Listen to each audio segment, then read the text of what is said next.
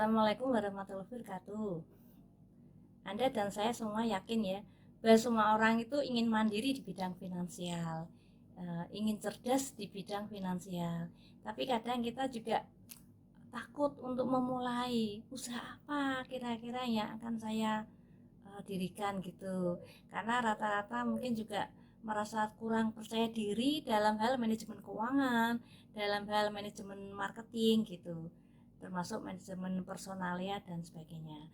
Untuk itu akan kami sajikan beberapa tip dan trik kaitannya dengan usaha-usaha mikro, menengah atau usaha kecil yang mungkin bisa kita lakukan dan mungkin terjangkau oleh orang-orang yang mungkin belum pernah terjun di bidang itu. Mari kita saksikan video berikut ini.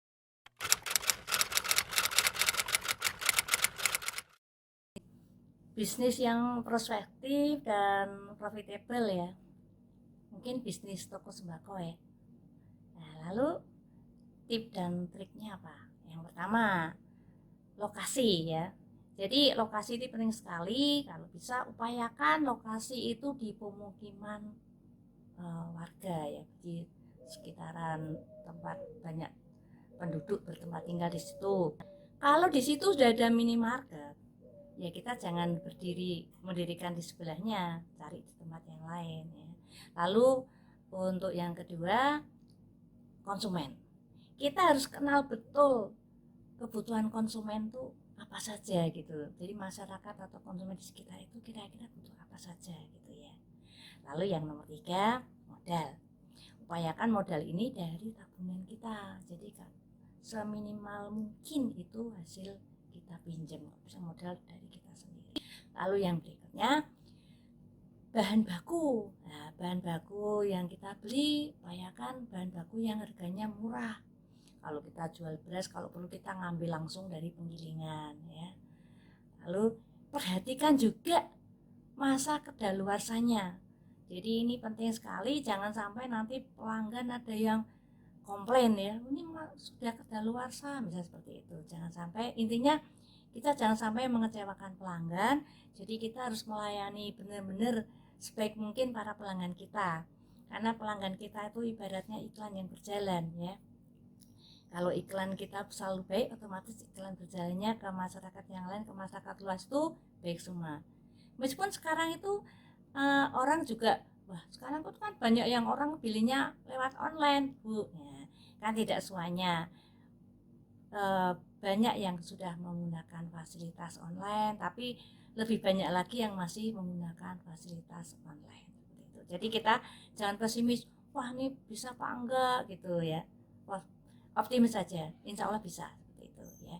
Lalu tata layout atau toko di mana kita punya usaha ditata seindah mungkin, semenarik mungkin, selalu jaga kebersihannya. Jadi pelanggan tuh nyaman berbelanja di tempat kita. Ya. Yang terakhir, yang ini sangat penting yaitu masalah manajemen keuangan. Jadi buatlah pembukuannya tuh serapi mungkin. Pembukuan buku-buku pembeliannya ya, buku pembelian tuh baik utang maupun kontan ya, ada punya bukti fisiknya, lalu bukti penjualannya ya diupayakan kita punya. Apalagi kalau kita, ada yang membelinya secara membeli pada kita secara utang ya, berarti kita punya piutang ya, atau secara kredit dan kita punya. Yang penting kita catatannya rapi. Dan diupayakan pula jangan sampai tercampur antara uang pribadi kita dengan uang perusahaan. Jadi harus terpisah antara uang pribadi dengan uang perusahaan. Ya. Kiranya sampai di sini semoga cocok, semoga bisa dijalankan oleh Anda semuanya. Terima kasih.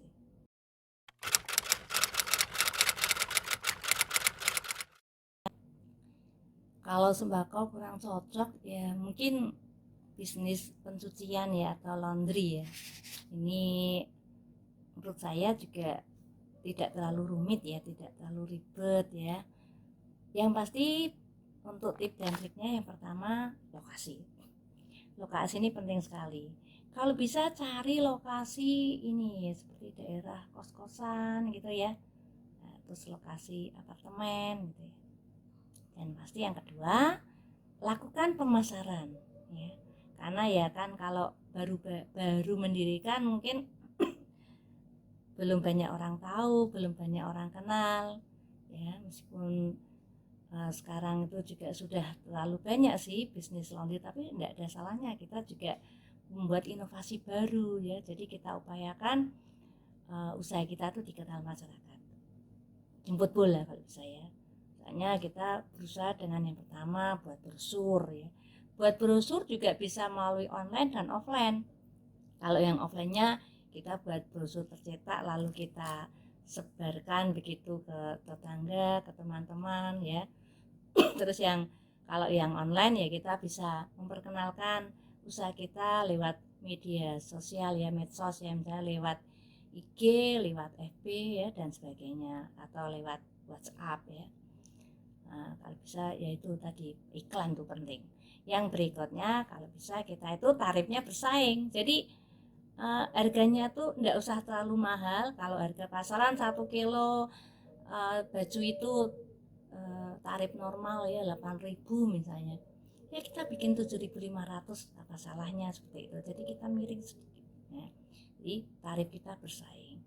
Lalu kita harus memperkerjakan pekerja yang benar-benar terlatih. Jadi jangan sampai nanti misalnya baju bagus dicuci tempat kita karena setrikanya terlalu panas terbakar, itu jangan sampai terjadi seperti itu. Jadi pekerja kita terlatih ya. Yang berikutnya lagi layanan yang baik kepada konsumen. Jadi jangan sampai kita mengecewakan. Misalnya ini jadi berapa hari Bu? Kita sanggupi 3 hari. Kalau 2 hari udah kelar. Jadi jangan sampai kita sanggupi 3 hari malah 3 hari belum kelar, ya itu mengecewakan ya. Jadi pelanggan jangan sampai dibuat kecewa.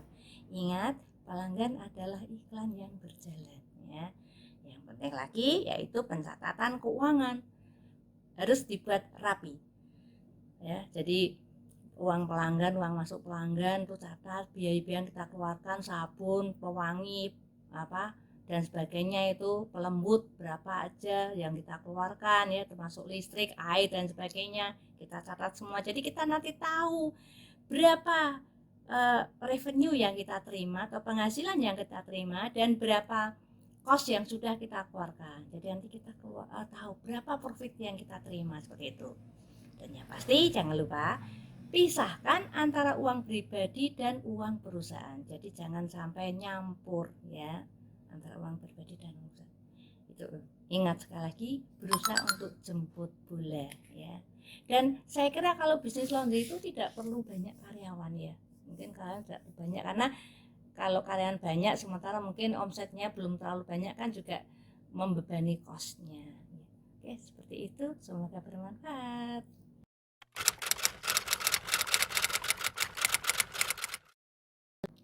Bisnis laundry nggak cocok ya, apa ya, mungkin bisnis ini ya jual mainan anak-anak ya, tapi jual mainan anak-anak yang mengedukasi ya, atau persewaan ya. Kita juga bisa tidak harus menjual, tapi kita menyewakan mainan anak-anak. Nah kalau persewaan ini ya kita otomatis belinya tidak harus mainan yang baru-baru, kita bisa membeli mainan-mainan yang sudah bekas ya. Nah, untuk bisnis mainan anak yang mengedukasi itu apa kira-kira? Misalnya nih puzzle ya, balok, terus mungkin kartu alfabet, mungkin pasir kinetik dan lain-lainnya ya.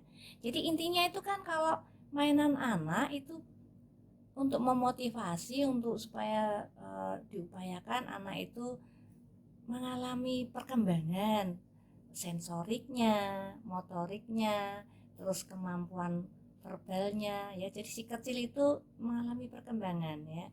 Nah, apa saja ini misalnya yang banyak itu ya seperti boneka ya. Boneka-boneka pun itu boneka-boneka berbentuk hewan ya atau binatang ya. Ada juga yang berbentuk princess ya. Atau boneka lucu yang gemesin gitulah ya.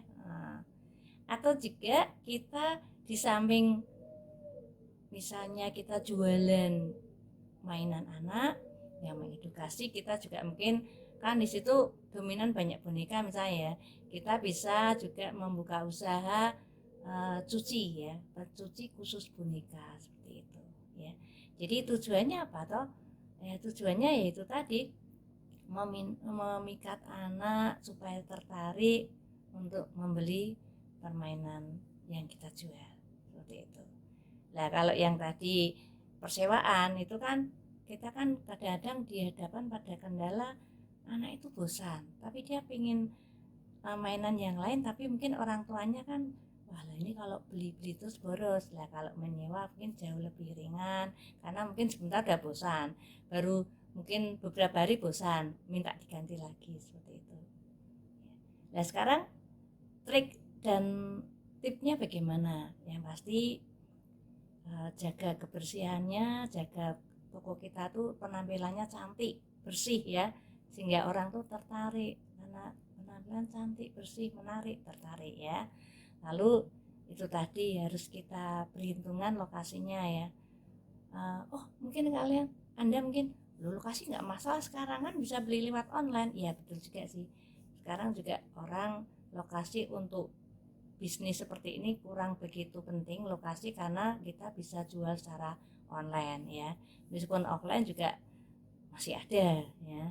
Nah sekali lagi harus terpisah ya antara uang pribadi dan uang perusahaan. Jadi pembukuannya harus rapi, pembukuan penjualan baik penjualan tunai maupun kredit, terus pembelian baik tunai maupun kredit seperti itu. Jadi kita bisa tahu berapa penjualan kita, berapa penghasilan kita, berapa kos atau biaya yang sudah kita keluarkan, jadi kita mendapatkan keuntungan berapa seperti itu.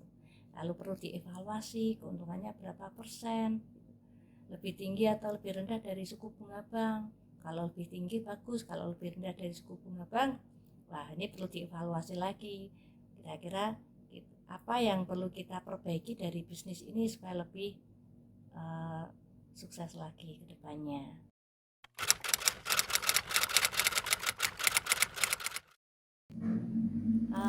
Kalau bisnis mainan anak juga nggak cocok, karena di situ mungkin banyak yang udah dewasa, udah sepuh-sepuh ya. Mungkin ini warung kopi aja ya, bisnis warung kopi. Tip dan triknya gimana? Yang pasti warung kopi kan juga bisa kita selenggarakan di rumah kita, atau kita pakai cari cara lokasi strategis, misalnya kita menyewa di ujung-ujung ini ya gang, atau mungkin yang tepi jalan agak besar gitu juga bisa ya. Yang pasti nomor satu, dibuat warung kopi kita tuh yang menarik, yang bersih ya, bersih, terus dicat yang cantik gitu, yang menarik orang tuh tertarik, oh tuh ada warung kopi baru gitu ya. Jadi jaga kebersihan, juga penampilan dari warung kopi itu. Lalu atur juga tata letaknya biar menarik ya. Syukur ada fasilitas wifi ya, kadang-kadang sekarang tuh orang nyari yang ada free wifi nya ya, mereka jadi kayak kerasan ya, betah gitu ya.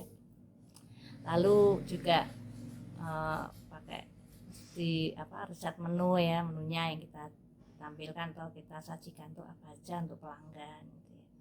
Dan kalau perlu juga bisa itu ditambah kayak ada mungkin gorengan, terus mungkin ditambah mie instan atau tambah nasi gitu ya, biar orang lebih tertarik untuk singgah di warung kopi kita. Yang pasti selalu saya tekankan, selalu dicatat atau pembukuan yang rapi ya, jadi kita bisa tahu berapa penghasilan kita ya, berapa biaya yang sudah kita keluarkan, sehingga kita tahu keuntungan yang kita dapat seperti itu. Dan harus selalu terpisah antara uang pribadi dengan uang perusahaan, atau dalam hal ini uang warung kopi ya. Seperti itu, jangan sampai pelanggan kecewa. Pokoknya pelayanan untuk pelanggan itu harus yang sebaik-baiknya. Kalau karena ini kopi kayaknya susah kalau online ya, mungkin ya cenderungnya offline ya. Kalau kopi itu cenderung panas ya, jarang kopi itu dingin, meskipun ada juga yang suka es kopi juga ya, seperti itu. Oke, semoga bermanfaat.